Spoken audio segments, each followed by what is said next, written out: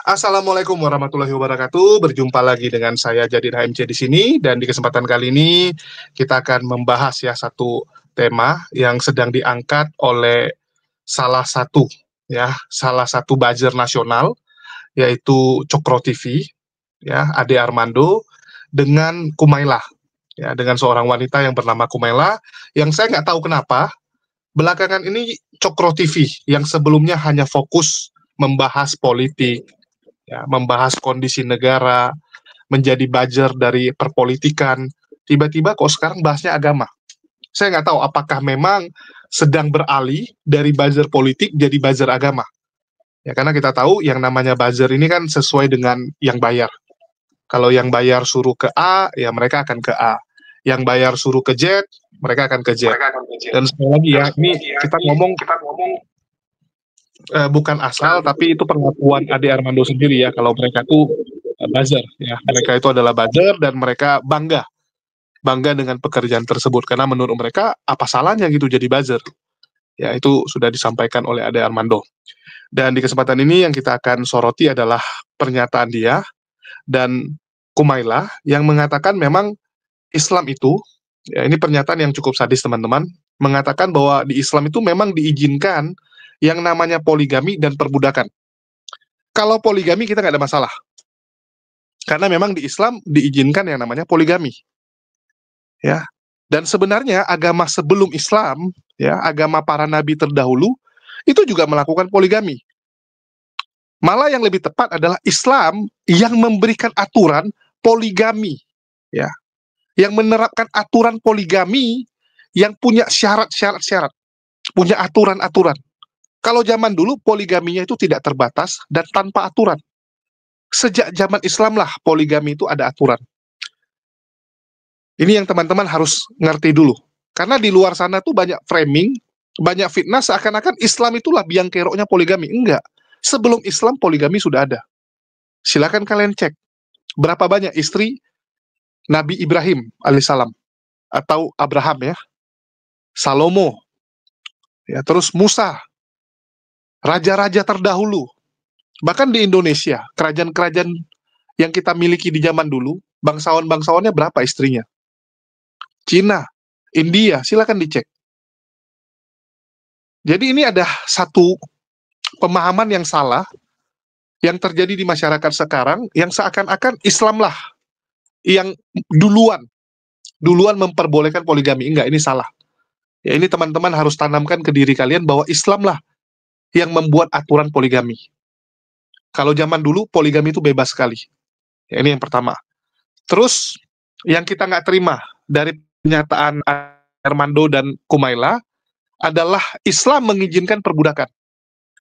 Mengizinkan perbudakan. Ini yang akan kita kupas. Padahal kita tahu teman-teman, kalau kita lihat sejarah zaman dulu, itu Bible ada yang namanya Bible Negro. Ya, Bible versi Negro, versi untuk kulit hitam. Bagaimana dulu tuan tanah, majikan-majikan itu bisa menguasai budak yang jumlahnya tuh ratusan kali dari keluarga dia. Di Amerika, satu keluarga tinggal di tengah-tengah hutan. Ya, mereka itu punya budak sampai ratusan untuk mengurus lahan mereka, mengurus peternakan mereka. Kalau dipikir-pikir, ini budak ratusan gitu. Kenapa takut dengan majikannya yang cuma 5 orang, 6 orang gitu? Kenapa nggak memberontak? Karena ternyata mereka didoktrin secara agama. Didoktrin secara agama, teman-teman. Dan itu faktanya luar biasa sekali. Bagaimana agama dipakai untuk memperbudak mereka. Nah, itu nanti kita akan kupas juga. Tetapi kita coba dengar dulu ya apa yang ingin disampaikan oleh Ade Armando dan Kumaila. Dan di sini sudah ada Ustadz Alwan dan Uni Rifa yang keluar masuk seperti ingus. Assalamualaikum Ustadz Alwan. Waalaikumsalam warahmatullahi wabarakatuh. Ya, kita langsung aja ya, biar cepat. Ya. Hai Mela. Hai Bang Ade. Ini langsung ke poin aja mungkin ya. Dalam pinggir jurang. Nah, kita udah ngobrol sekitar 3 kali kalau nggak salah ya, Betul. bikin acara ini, dan sudah ada banyak reaksi dari para netizen nih. Nah, salah satu yang saya harus kutip nih, saya harus rujuk adalah bahwa ada banyak orang yang kaget ketika Anda mengatakan dalam pertemuan yang kali kedua kalau nggak salah, ketika Anda mengatakan bahwa sebetulnya sekarang ini sudah ada banyak hal yang isi Al-Quran yang sudah tidak relevan dengan kondisi saat ini. Dan kemudian bahkan Anda secara cukup mengejutkan bilang bahwa Al-Quran atau agama Islam itu tidak bisa lagi dijadikan pedoman sebagai pedoman bagi kehidupan kita di abad 21 ini. Secara mutlak atau apapun. Tapi orang kan tidak melihat apakah itu secara mutlak atau tidak. Tapi yang terpenting adalah Anda mengatakan bahwa tidak bisa dijadikan pedoman. Nah, saya ingin agar pertemuan kita kali ini Anda bisa memberikan pendalaman tuh, penjelasan lebih jauh tentang apa yang Anda maksud sebagai Al-Quran tidak lagi relevan atau Al-Quran tidak lagi bisa dijadikan pedoman bagi kehidupan kita di masa ini. Gitu, silakan. Ya mungkin ada beberapa hal kali ya, kan kalau agama tuh ada urusan moral, ada urusan syariat, ada urusan hukum. Nah kalau misalnya ngomongin hukum kan sekarang kan kita udah bukan hidup di bawah kekhalifahan Islam gitu. Kita udah menjadi warga negara, dan tiap negara itu boleh membuat hukumnya sendiri. Kita kan jadinya kan ikut hukum negara gitu. Jadinya hukum Islam, misalnya anggaplah ada hukuman kalau berzina kena 80 dera gitu, 80 cambukan, itu kan tidak diterapkan lagi. Itu ada di dalam Al-Quran atau di luar Al-Quran? Ada di dalam Al-Quran. Ada? Kalau udah nikah 100. 180? Ya, kalau belum nikah 80. Kalau udah nikah kan berarti dia selingkuh tuh 100. Kalau dia udah nikah atau pernah nikah itu 100. Oke. Kan ada tuh yang masih menerapkan ya, kayak Aceh kan punya perda syariah. Itu mereka kan menerapkan itu. Tapi kan sebenarnya kalau kita nggak menerapkan itu nggak apa-apa, karena aku nggak tahu nih ya, masih belum tahu korelasinya orang enggak, ini agak out of topic nih, lanjut lagi. Enggak, aku tadi kepikiran kayak di Aceh angka perkosaan paling tinggi itu di Aceh gitu. Oh ya? Padahal se-Indonesia? Iya. Padahal hukuman zinanya paling berat kan. Oh iya. Jadi Anda ingin mengatakan bahwa sebetulnya hukuman seberat itu? Iya, itu ternyata terbukti tidak berdampak gitu. Iya. Tapi itu kalau ngomongin perkosaan ya, bukan perzinahan gitu. Nah terus habis itu dari segi hukum, dan kemudian dari segi syariat itu kan baiknya tidak negara tidak ikut campur di syariat ya. Misalnya terserah warganya mau sholat atau enggak, warganya mau pakai kerudung atau enggak. Kita bisa lihat di Iran sekarang atau di Taliban sekarang, ketika syariat itu dipegang oleh yang berkuasa kan jadinya chaotic banget. Di Afghanistan tuh baru perbidanan dan suster itu dilarang. Itu sangat-sangat aneh kan ya. Gimana suster dilarang? Iya, jadi perempuan tuh dilarang kerja, termasuk juga bidan dan perawat kesehatan. Tidak boleh perempuan.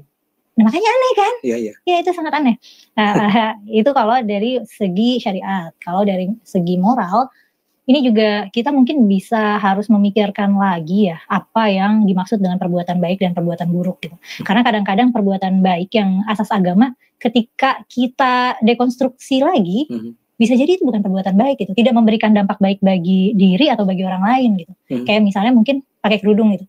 Ketika aku buka kerudung kan bukan berarti aku bukan orang baik gitu. Dan aku buka kerudung tuh tidak menyebabkan orang lain jadi buruk gitu. Sebenarnya tidak ada dampaknya gitu. Tidak ada yang aku celakakan dari keputusan aku buka kerudung. Kalau misalnya dari segi moral. Nah, di Quran kan mengatur banyak hal.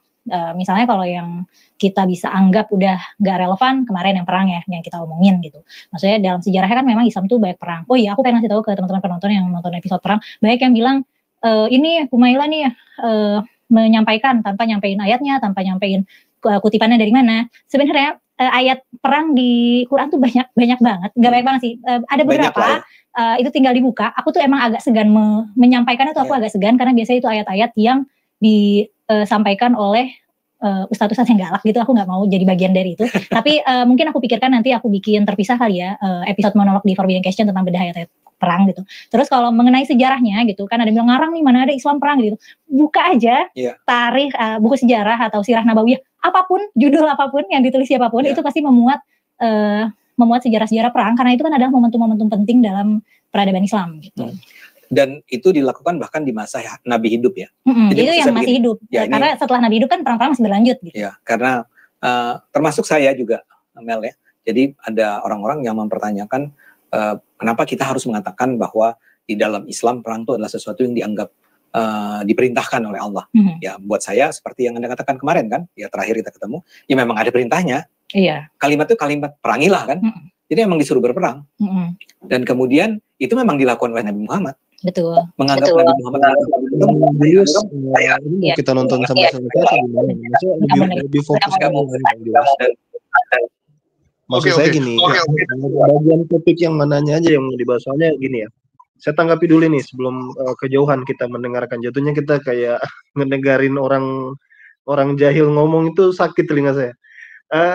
Gini ya, tadi siapa namanya, saya baru nyimak tadi namanya, Kumaila, siapalah namanya nih. Pertama dari sisi pemahaman aja, dari awal saya nyimak tadi itu saya langsung tangkap ini orang nggak ngerti agama ini. Misalnya tadi dia katakan ya, hukuman 80 dera itu. 80 dera bagi orang yang belum menikah, berzina. Itu dari mana dia dapat hukum itu dari Al-Qur'an itu? Hukuman dalam Al-Qur'an 80 dera itu itu adalah kalau kita menuduh wanita baik-baik berzina. Masa membedakan menuduh wanita baik-baik berzina dengan melakukan zina itu dia tidak bisa bedakan? Ini kan berarti orang jahil ini. Nah, ini hanya orang jahil yang diberikan panggung aja ngomong. Ini kan hanya karena punya akun YouTube. Sehingga saya tidak tertarik untuk melanjutkan mendengarkan gitu. Apanya sih yang Bang Julius suruh tanggapi dari... Kalau gini, saya bagian yang agak kritis orangnya. Jadi dikit-dikit saya bisa menilai.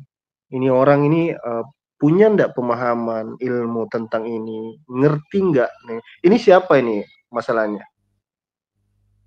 Oke, jadi kalau menurut Ade Armando, Kumaila ini adalah seorang hafiz Quran, orang yang pakar Islam, ya, itu pengakuan dari Ade Armando gitu. Jadi sebelum mereka buat konten ini kan berseri-seri mereka buat. Mereka hadirkan Kumaila sebagai perwakilan, ya, tapi sebelumnya kan udah dijelasin Kumaila ini begini begitu, ya. Nah, itu kan klaim dari mereka. Tetapi penonton bisa nilai sendiri. Dan kenapa ini saya angkat, walaupun setelah kita dengar kita tahu bahwa ini nggak ada berbobot lah, nggak ada berkualitas. Cuman kenapa kita harus angkat? Karena Cokro TV, ya, kita nggak pungkiri Ade Armando dan Cokro TV ini adalah salah satu channel YouTube yang besar. Ya, jadi mereka punya channel yang besar dan ini berbahaya gitu. Kalau nggak diluruskan ini berbahaya, karena kita nggak pungkiri di luar sana ada orang-orang Islam yang awam yang nggak ngerti, yang mungkin akan termakan statement-statement dari Ade Armando ini ya. Kita harus akui dia punya banyak pengikut karena dia influencer gitu. Baik, begini Bang Julius, ini kawan-kawan harus ngerti betul ya.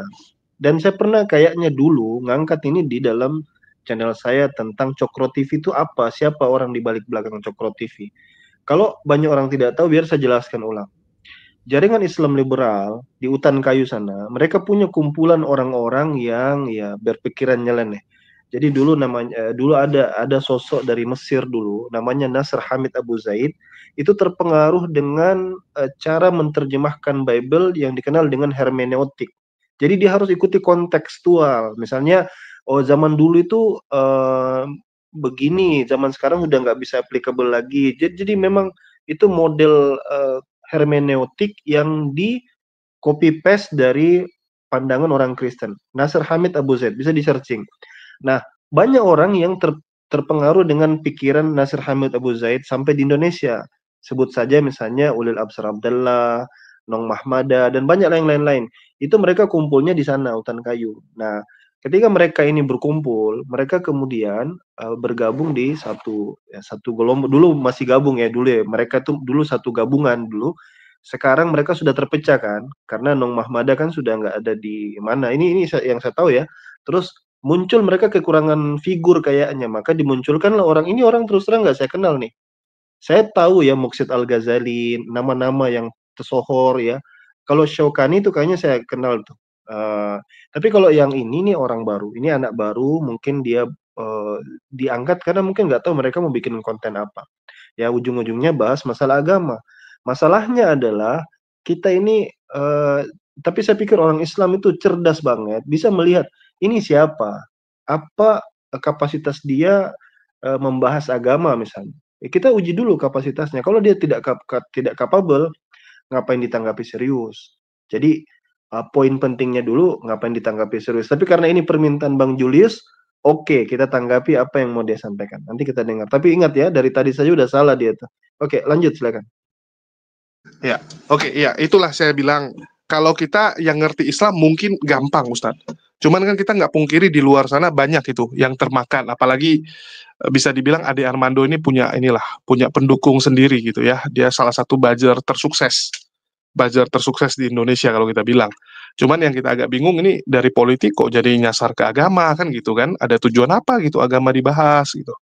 Apalagi di satu sisi dia ngaku Islam, tapi dia punya konten-konten itu ngeframing dan membuat Islam itu jadi jelek seakan-akan. Ya, membuat citra Islam itu jadi seakan-akan bahwa agama yang gila perang, ya terus ajarannya sudah tidak relevan dan ya banyak lah yang dia buat. Dalam perang itu seperti yang saya tanyakan pada Anda, orang dibunuh nggak? Ya dibunuh, bahkan dijadikan budak kan? Ya jadi ini semacam jawaban terhadap mereka yang mengenai episode kita tentang Islam dan perang itu menganggap bahwa kita atau Mela mengada-ada. Saya rasa tidak. Ya, saya yakin itu tidak. Tinggal dicek di buku sejarah manapun itu akan mengkonfirmasi ucapan aku. Gitu. Oke, kembali. Silakan. Nah, terus selain itu yang menurutku sudah tidak relevan mungkin itu ya hukum etika perbudakan kan udah nggak ada budaknya lagi. Oke, tapi sekarang saya sebelum lebih lanjut nih ya, pertama-tama adalah Anda tadi membedakan secara khusus tuh antara hukum dan syariah. Iya. Itu bukannya hukum adalah syariah atau syariah itu adalah hukum? Ya itu pertanyaan menarik sih. Tapi memang bisa begitu. Tapi yang aku bedakan hukum dan syariat itu hukum dalam arti hukuman publik ya, takzir publik. Jadi kalau ada yang mencuri hukumannya apa gitu. Sedangkan ketika aku bicara syariah, ya meskipun benar kata Bang Ade itu bisa berkelindan. Tapi yang aku maksud dengan syariah itu kayak kita sholat atau kayak kerudung atau puasa gitu. Jadi ketika kalau bulan puasa ada polisi ngegeruduk warteg-warteg yang buka, itu menurut aku violating gitu, nggak boleh ya. Terserah kan orang mau puasa atau enggak gitu. Dan nggak semua orang puasa juga gitu. Oh iya, saja. Gitu. Jadi itu yang membedakan antara keduanya ya. Iya, yang aku maksud. Makasih Bang Ade udah beringat itu. Nah kemudian apa lagi ya? Mungkin relasi suami istri. Sekarang kan dinamika interaksi antara laki-laki dan perempuan tentu nggak kayak dulu. Gitu. Sorry, tadi Anda mula-mula menyebut budak. Iya. Oke, boleh nggak dibantu? Ini saya yakin ini kan penontonnya dari barangkali yang ahli sampai yang seperti saya orang lagi baca-baca aja dari berbagai sumber kan. Bisa nggak dijelaskan kenapa menurut Anda itu maksudnya apa? Hukum atau moral tentang perbudakan itu adalah sesuatu yang sudah tidak lagi relevan untuk masa sekarang? Atau sebetulnya di Quran dikatakan bagaimana? Sekarang nggak relevannya di mana? Iya kan udah nggak ada budaknya. Dan kalau misalnya kita memperbudak orang gitu, itu kan pelanggaran HAM berat.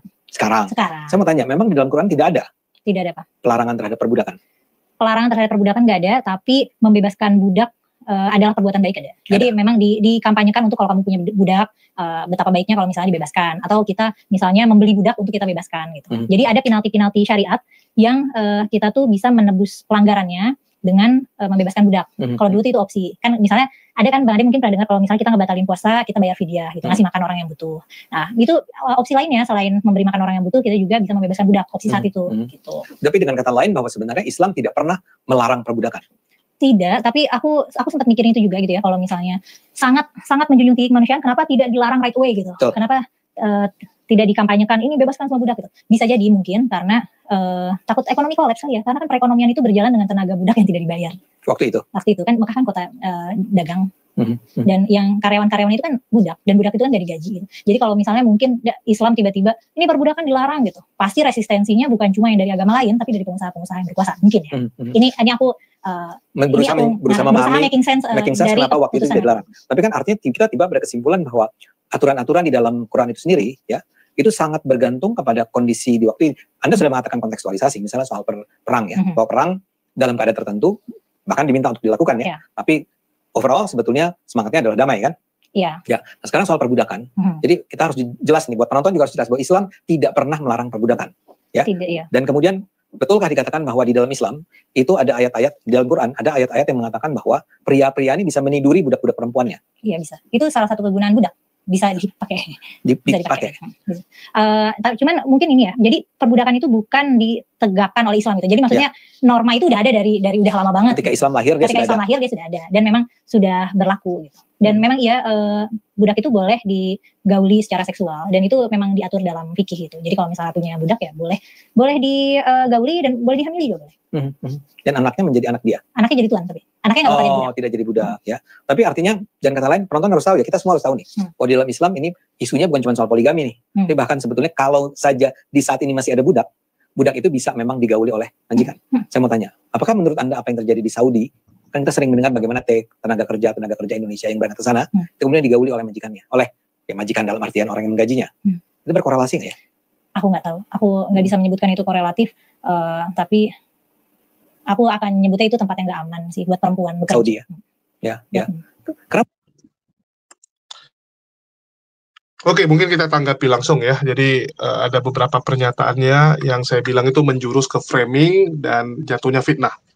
Yang pertama, dia bilang Saudi itu bukan tempat yang aman bagi wanita. Bagaimana untuk orang-orang yang naik haji atau umroh gitu ya. Artinya Unirifa nggak boleh nih naik haji atau umroh karena nggak aman untuk lu. Ya, itu kan framing yang maksudnya, dibangun. tapi enggak, maksudnya kayak tempat tinggal gitu, Jul. Dia pikir tuh kayak di situ tuh nggak aman perempuan tinggal di situ gitu. Ya terlepas Menurut lah mau dia, tinggal dan atau ngapain. kita nggak pernah yang bisa dia dipegang-pegang itu. Gini. Nggak ada beberapa, aku mau luruskan dulu nih. Tunggu, aku luruskan dulu ya. Itu yang pertama yang mau kita bahas.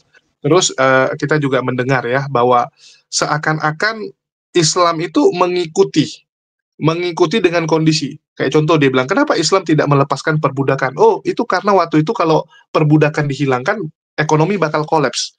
Ini kan secara tidak langsung dia memframing bahwa seakan-akan Quran itu atau ajaran Islam itu kerjaan Nabi Muhammad SAW ya, mengikuti dengan kondisi saat itu.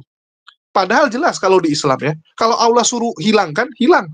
Allah suruh stop, ya, misalnya minuman, nggak boleh berjudi. Apakah bisa dibilang, oh kalau hilangkan minuman sama judi, nanti ekonomi kolaps? Karena saat itu kan Mekah itu tempat persinggangan, ya, persimpangan untuk orang dari Yaman maupun Syam. Ya, jadi dari Syam itu mau ke Yaman, singgahnya di Mekah. Begitu juga dengan sebaliknya. Apakah dia mau bilang, oh kalau seperti itu nanti ekonomi kolaps? Buktinya berani kok, Islam berani melarang langsung yang namanya ya minuman keras, terus juga tempat pelacur, ya, tempat perjudian langsung di stop kok. Jadi nggak ada istilah tuh, oh karena kondisi itu tidak memungkinkan saat itu jadi tidak dibuat. Enggak, kita umat muslim itu ikut perintah Allah kok. Allah suruh A, Allah suruh B kita. Jadi jangan di framing seakan-akan wah ini kerjaan orang nih. Ya, kerjaan orang kan gitu. Artinya secara tidak langsung Kumaila ini ingin mengatakan bahwa ya Quran itu kerjaan Nabi gitu. Nah, ini sama dengan yang dilakukan Polycarpus. Fitnah Polycarpus kan bahwa ayat Quran itu tergantung dari Nabi kan, pinginnya seperti apa. Nah, ini yang mau kita bahas. Baru yang lain-lain silakan teman-teman tanggapan. Ya siapa dulu, Uni atau Ustadz Awan, silakan.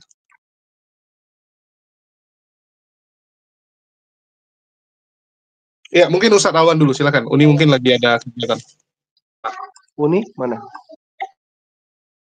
Signalnya mungkin lagi jelek tuh. Begini ya, sebenarnya ada beberapa poin yang agak tercampur aduk. Begini, kita kontras bukan berarti kita tidak bisa menerima pandangan atau pendapat.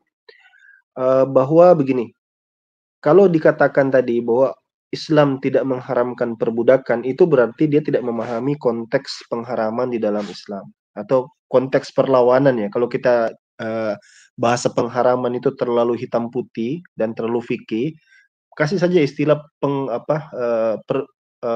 upaya untuk menutup celahnya. Tadi kan dia sudah katakan bahwasanya perbudakan itu dia bukan dibuat oleh Islam. Dia sudah ada norma itu berlaku di seluruh negeri, di seluruh negara. Bayangkan kalau misalnya, dan itu terjadi saat perang. Bayangkan kalau orang perang, mereka ambil tawanan kita, mereka jadikan budak, terus kita tidak lakukan itu, ya. Kita tidak lakukan itu. Jadi itu kan akan merugikan pihak kita sendiri. Dan kadang-kadang budak itu bisa ditukar sebagai tawanan perang juga, sebagai alat negosiasi. Nah, cuman kan memang kalau kita bicara dalam konteks Islam, ya, Islam dalam Al-Quran dikatakan fakkur raqabah, kemudian ada istilah ummul walad. Islam itu memberikan berbagai macam solusi untuk orang bisa dilepaskan dari perbudakan sampai perbudakan itu hilang dengan sendirinya. Dengan model, misalnya gini, Quran membolehkan menikahi budak, ya, sehingga ketika sudah dinikahi maka otomatis anaknya bukan budak, ibunya lagi bukan budak, kan itu membebaskan. Lalu ada tadi dia katakan tadi penalti, ya, dalam beberapa hal itu benar seperti itu kondisinya. Nah, yang tidak benar adalah ketika dia mencoba untuk membawa itu seolah itu adalah pemahaman kontekstualisasi, ya. Kontekstualisasi itu yaitu hermeneutik tadi. Kalau kita bicara bahwa hukum ini hanya berlaku karena konteksnya pada masa itu begitu. Nah, konteks pada masa sekarang ini jadi tidak berlaku lagi. Ini berbahaya ini pemahaman ini. Ini pemahaman liberal, ya. Dan ini yang disenangi Cokro TV dan disenangi Oten-Oten kan, karena kan pemahaman yang keluar nyeleneh gitu. Dia akhirnya kan orang nggak perlu lagi pakai hijab. Hijab itu kan misalnya di dalam Al-Quran dikatakan apa namanya, yudnina alaihinna julubi bihinna ayyurafna fala yu'zain. Jadi hendaknya mereka memakai jilbab mereka supaya mereka dikenal. Ini kemudian fala yu'zain, dan tidak diganggu.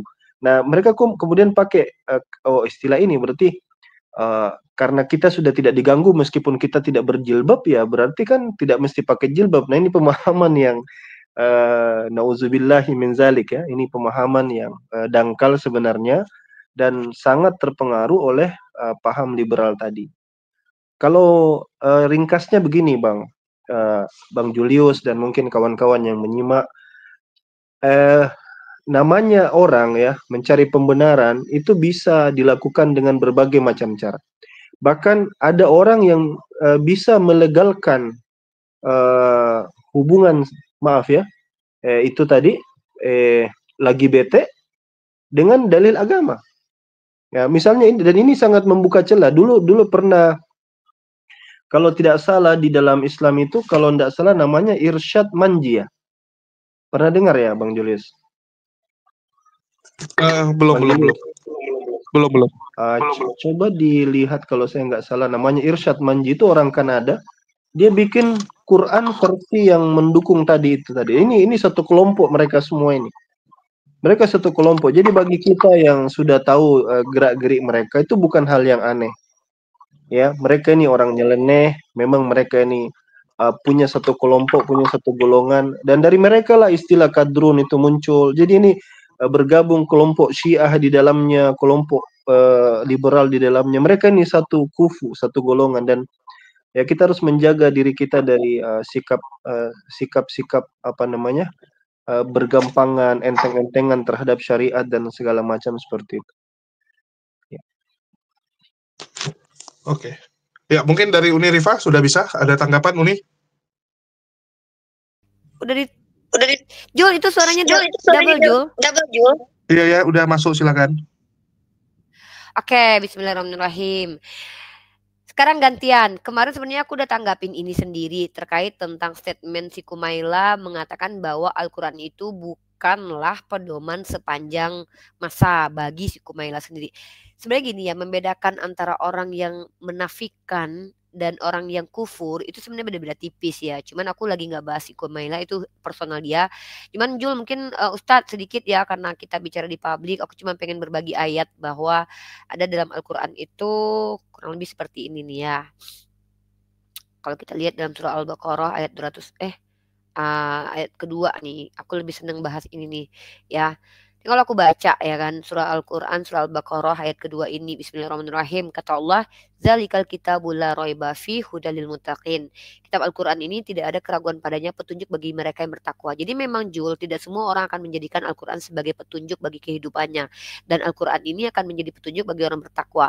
Memang Al-Quran itu, setiap informasi di dalam Al-Quran itu tidak semua hukum itu berlaku pada hari itu juga. Contoh kayak gini, hukum mandi, apakah setiap detik kita mandi? Kan enggak. Kalau seandainya hukum cara misalnya kayak hukum menikah, loh, hukum itu tidak akan berlaku kepada orang yang tidak menikah. Bagaimana mungkin orang yang tidak punya suami dan bagaimana mungkin ya hukum gini. Ketika ada orang yang tidak menikah sama sekali, dia jomblo, seperti ada ulama-ulama kita yang tidak menikah, bagi dia itu tidak berlaku hukum cara menikah atau memperlakukan istri karena dia nggak punya istri. Bukan berarti hukum itu hukum yang tidak kepake satu orang sama satu orang, maka hukum itu tidak berlaku lagi. Karena Al-Quran itu bukan hanya kepentingan 1, 2, 3 manusia, tetapi kepentingan seluruh makhluk bumi. Karena dikatakan sebagai Nabi itu pembawa rahmatan lil alamin. Kumaila ini logikanya itu logika cacat menurut aku. Kenapa dia mengatakan Al-Quran tidak sesuai dengan konteks lagi? Karena sekarang kita nggak perang. Ya iya, karena Al-Quran sendiri mengatakan kalian diizinkan perang kalau kalian diperangi. Jadi ini nih orang yang aneh nih. Kalau kalian diperangi, kalian perang ya. Kalau nggak perang, ngapain perang? Glodok, kata si Pak Miftah kan. Jadi aku pikir kayak, ini orang lu baru 79 tahun merasakan kemerdekaan, lu udah songong banget coy. Lu nggak tahu, belum 100 tahun kita udah diperangi zaman dulu. ayat itu dipakai, dan bahkan detik ini orang-orang tanpa sadar mau tidak mau masih pakai ayat itu. Contoh nih, gak usah lah orang Islam ya, kita ke luar negeri aja ya. Ini aku lihat ini, 5 negara yang siap menghadapi perang dunia ketiga. Si Kumaila lebih pintar mana daripada pemilik negara-negara ini? Si Kumaila tuh lebih pintar mana dia dibandingkan 5 negara. Ini orang ya, 5 negara. Dan negara-negaranya adalah negara-negara maju. Itu memprediksi akan ada perang dunia ketiga. Si Kumaila seolah-olah adalah orang yang menikmati kemerdekaan, kenikmatan karena perang yang dilakukan oleh orang lain. Lalu dia menikmati kemerdekaan itu, dia bilang, apa yang dilakukan orang lain kemarin itu motivasinya nggak bagus coy. Udah nggak usah dipakai lagi. Sekarang kan kita lebih aman. Dia tidak bisa memastikan bahwa tidak akan terjadi perang lagi. Al-Quran itu adalah hukum sepanjang masa. Karena tentu Allah lebih tahu kalau kita pakai dogma agama, ya maksudnya doktrin agama. Karena sepanjang masa, historis repeat itself. Sejarah itu akan terus berulang. Kita lihat dong, perang dunia pertama, ada perang dunia ketiganya. Ada perang dunia keduanya. Dan probabilitas perang dunia ketiga itu sedang dipersiapkan oleh banyak orang. Faktanya 5 negara ini mempersiapkan diri untuk berperang. Dan negara-negara ini negara-negara apa? Negara-negara hebat. Inggris, pertama sekali itu apa? Rusia. Jangan pikir mereka ini orang-orang botol loh. Nah, bahkan Pak Jokowi sendiri, aku masih bicara tentang perang dulu ya. Dan aku udah pernah bahas ini sendiri memang. Bahkan Pak Jokowi sendiri itu tahun 2021 mengeluarkan statement, warga negara Indonesia wajib berperang kalau kita diperangi. Lah, kalau tidak relevan berarti Pak Jokowi itu keputusannya yang gak relevan. Kenapa? Dia lo ngutip surah Al-Quran tanpa dia sadar, entah sadar atau tidak. Islam itu mengajarkan solusi ketika ada problem. Kalau lu gak punya problem, ngapain lu cari solusi? Ibarat kata kayak gini ya. Lu minum obat kalau lu sakit kepala. Kalau lu gak sakit kepala, ngapain lu minum obat? Ini logikanya tuh kemana? Coba lu belajar filsafat tapi kok makin goblok. Maaf ya, aku pakai kata-kata goblok. Kenapa aku bilang goblok? Karena kata-kata ini merepresentasikan orang yang logikanya kacau, literasi tidak ada, tapi banyak bicara, berkoar-koar, seolah-olah dirinya itu apa yang disampaikan itu benar gitu. Itu kan menurut dia. Menurut aku tidak. Ya udah nggak apa-apa. Yang pertama adalah dia telah menafikan sebagai seorang muslimah dan muslim. Kenapa? Karena dalam Islam sendiri seperti aku tunjukkan ayatnya tadi, ya pertama ya kita harus jelas Jul. Wala talbisul haqqo bil batil. Jangan mencampurkan hak yang batil. Batil katakan batil, hak katakan hak. Dia tidak menjadikan Al-Quran sebagai panduan kehidupannya lagi, kata dia. Sebenarnya gini ya, kalau dia menggunakan diksi nanti, ya kan aku nggak pakai diksi ayat perang, karena kan aku lagi nggak perang. Lah emang iya, yang pakai ayat poligami, kalau lu nggak poligami siapa juga gitu. Jadi dia sebenarnya memperlihatkan ketidaktahuannya tentang agama seperti Ustadz Awan bilang tadi, dan ini sangat, sorry tuh aku bilang tuh kayak Oten yang diskusi-diskusi sama aku kurang lebih 6 tahun ya. Aku menikmati diskusi sama Oten itu karena melihat mereka, oh gini cara berpikirnya gitu. Iya, kehidupan kekal hanya engkau mengenal satu. Siapa engkau? Aku. Kayak gitu-gitu kan. Mohon maaf nih, aku harus singgung karena aku kan mendiskusi lintas agama. Nah, itu adalah logikanya si Kumaila. Dan dia tidak akan bisa memprediksi bahwa historis repeat itself. Sejarah akan berulang. Negara-negara kuat sedang mempersiapkan perang dunia ketiga. Nah, tentang budak. Ketika sudah ada perang, maka perbudakan adalah hal yang tidak mungkin bisa dihindarkan. Itu sama kayak kausalitas, sebab akibat. Dan perlu diingat ya, lu kalau udah perang coy, lu nggak bisa pakai undang-undang PBB lagi. Nggak bisa pakai undang-undang PBB. Emang bisa pakai undang-undang yang dibuat manusia kalau udah perang, udah saling baku hantam semua? Enggak. Kalau udah perang tuh ibarat kata kita udah di hutan. Yang kuat yang menang. Yang kuat akan memiliki. Yang lemah akan disakiti. Begitu. Jadi enggak. Oh ada gitu. Cuman Islam yang memiliki konsep berperang yang ada aturan-aturannya. Dan itu ditekankan untuk pribadi-pribadi yang ikut berperang dalam Islam. Dan inilah yang diajarkan oleh Islam dan relevan. Kenapa? Baru 79 tahun kok negara kita merdeka kok. Tapi udah sombongnya na'udzubillah min dzalik. Seolah-olah dia aku nggak tahu ya nanti anaknya atau cucunya menghadapi perang dunia ketiga ngelihat video dia begini tuh kayak malu mungkin ya, mama gue bikin malu nih katanya kan. Ya enak lu mak, zaman lu duduk begitu tuh lagi nggak ada perang. Zaman nenek lu dan zaman gua sekarang lagi ada masalah nih dan kita pakai ayat ini.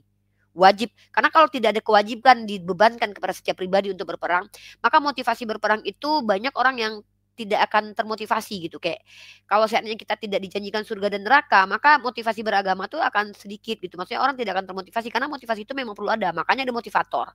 Ingat ya, itu kalau seandainya nggak ada motivasi, motivator tuh nggak ada. Tapi faktanya kan orang percaya sama motivator. Kayak si apa dulu tuh si yang bapak-bapak yang terkenal dulu kan ada dia gitu. Intinya orang seperti itu harus ada. Nah, Islam adalah agama yang memotivasi untuk tidak membiarkan dirimu terzolimi. Kenapa? Karena tidak akan semua orang yang sanggup juang berperang loh. Ada orang yang nanti dia mau enaknya aja. Ketika kita udah diperangi nih, karena dia pengen enaknya aja, dia malah bersekutu sama penjahatnya, sama penjajahnya. Ya udah dia jual negara kita gitu kan.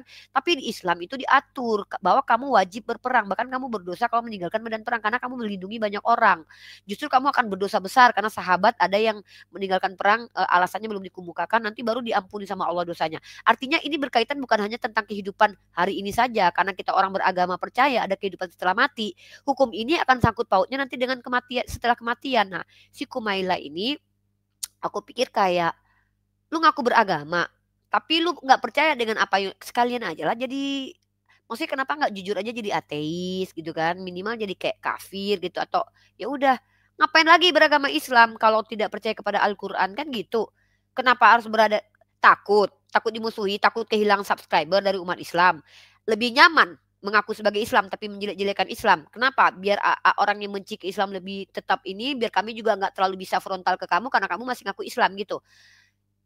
Ya, makanya aku selalu berdoa ya, orang-orang yang memang menampakkan kemunafikannya ini berdoa sama Allah tuh, ya Allah kalau emang mereka itu udah nggak percaya lagi samamu, ya Allah mudahkan mereka untuk keluar dong dari Islam ya Allah. Aku selalu gitu. Makanya aku bersyukur kayak si PPJ jadi murtad Kristen, BAB murtad jadi Kristen, karena aku bersyukur orang-orang seperti itu keluar dari Islam dan sehingga Islam tidak dipermalukan dengan orang-orang seperti itu.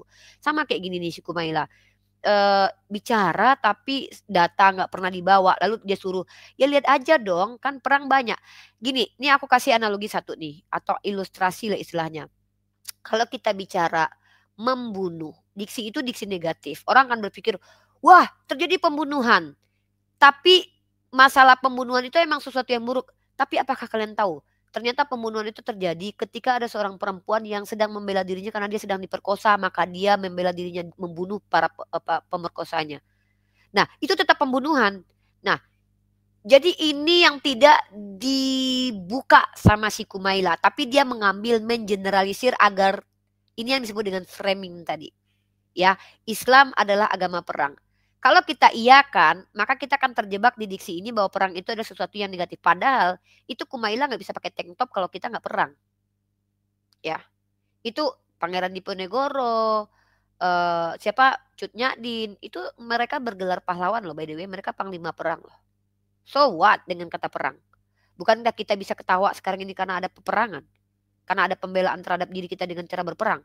Jadi kalimat perang, diksi kata perang itu bukan sesuatu yang belum tentu positif dan belum tentu negatif. Tergantung situasi dan kondisinya. So what? Kalau dikatakan Islam agama perang. Ini kenapa kita terganggu dengan kata ini? Karena non-muslim menggunakan diksi ini untuk mengatakan bahwa Islam itu agama perang berarti memerangi. Padahal kita adalah umat yang diizinkan berperang kalau diperangi. Beda. Karena kalau aku pakai kata Kristen adalah agama penjajah. Dan itu nggak bisa kebantah. Karena memang para penjajah kita agamanya Kristen. Kristen agama yang dibawa sama penjajah. Khawatirnya aku Jul, kalau aku analisis ya. Orang-orang seperti Kumaila, orang-orang seperti si Ade Armando adalah orang-orang kurang lebih seperti Paulus. Mohon maaf ya aku bilang kenapa. Kalau Paulus aku bisa lihat ada indikasi ya diduga sinkretisme, mencampurkan ajaran karena itu tadi ingin mengambil banyak suara. Nah kalau Kumaila ini karena dia konten kreator sama kayak politisi, dia tidak akan bisa dia akan mengatakan aku netral kok. Kenapa? Orang yang mengatakan dirinya netral, dia ingin mendapatkan suara dari banyak pihak. Ini politik, Jul. Nah jadi kalau sebagai konten kreator kayak Kumaila, dia nggak cukup siap ditinggal sama viewers dari agama Kristen.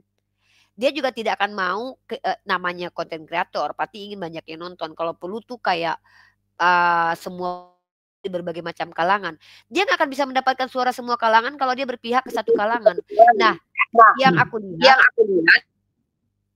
double Ustadz ya, yang aku lihat adalah upaya-upaya ini sama seperti orang-orang yang berharap diterima di berbagai macam tempat, tetapi menafikan apa yang menjadi prinsip agamanya sendiri, kayak gitu.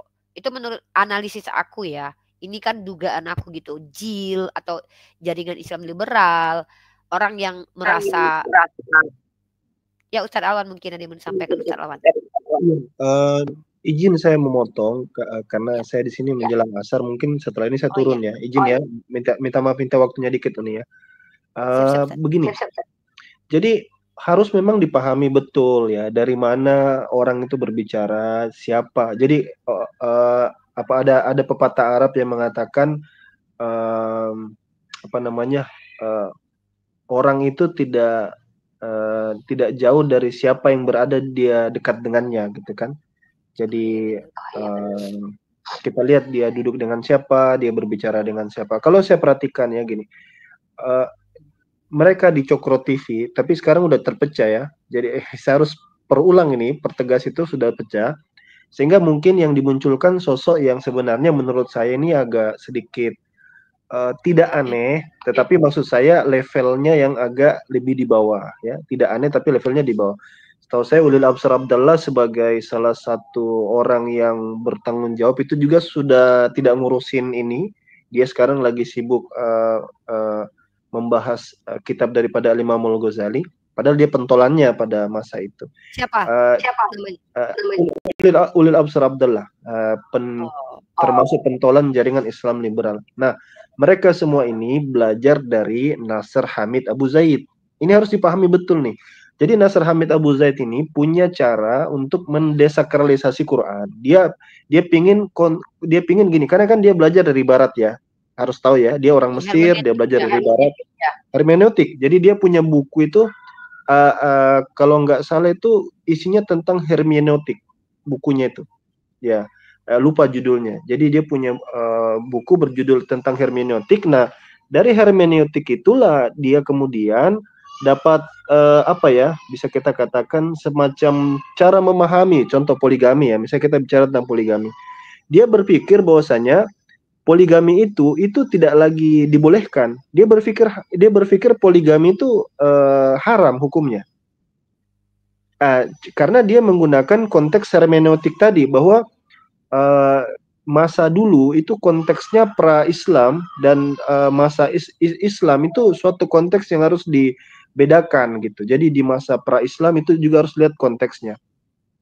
Ini kan bertentangan dengan tafsir ya. Para ulama kita semua sepakat, hadis menerangkan, ini bahkan dia mengeliminir hadis tentang dibolehkan seseorang untuk berpoligami dengan catatan-catatan. Itu dia bantah. Jadi hal bagi saya ini bukan hal yang aneh. Saya tidak melihat kecuali ini hanyalah wajah yang lama yang dimunculkan kembali. Kita ingat Nasr Hamid Abu Zaid itu difatwakan murtad oleh ulama-ulama Al-Azhar. Difatwakan murtad oleh ulama, dan itu kalau kawan-kawan mau berpikiran yang sama ya monggo. Kita khawatir jangan sampai dia murtad tapi dia tidak sadar dia murtad ketika dia memahami ini. Ya gitu. Saya sekian aja dulu, nanti Uni silakan lanjut, ini agak berisik di sini nih. Ya, silakan lanjut ya. Assalamualaikum warahmatullahi wabarakatuh. Assalamualaikum warahmatullahi wabarakatuh.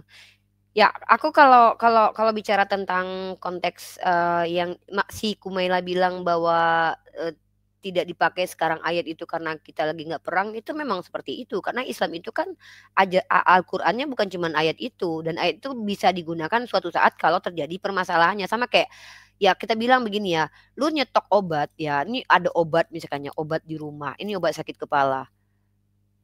Ketika lu nggak sakit, obat itu nggak relevan lagi, nggak dipakai lagi, bukan berarti obat ini nggak berguna lagi gitu loh, karena suatu saat bisa berguna lagi, kayak gitu sih ilustrasinya. Nah inilah aku pikir kayak logika, aku mohon maaf ya, aku nggak terlalu belajar filsafat secara serius loh, karena aku menghindari, kenapa, dan aku lebih senang belajar baca kitab-kitab para ulama yang itu pun terjemahan, karena aku tidak sefasih dia bahasa Arab. Harusnya orang-orang seperti dia yang fasih bahasa Arab, yang bahkan mempelajari tafsir secara serius, harusnya wawasannya itu lebih luas gitu kan. Tapi sayangnya ya itu tadi, kita nggak tahu ya dia terpapar apa, terpengaruh apa, karena kepentingan apa. Bisa jadi itu tadi, banyak orang yang karena nggak mau pakai jilbab, maka dia cari-cari tuh sudut pandang untuk menggagalkan bahwa berhijab itu adalah suatu kewajiban bagi seorang muslimah. Karena dia pengen ngerokok, dicari-cari tuh bahwa ngerokok itu bukan sesuatu yang akhirnya jatuh ke dalam ini.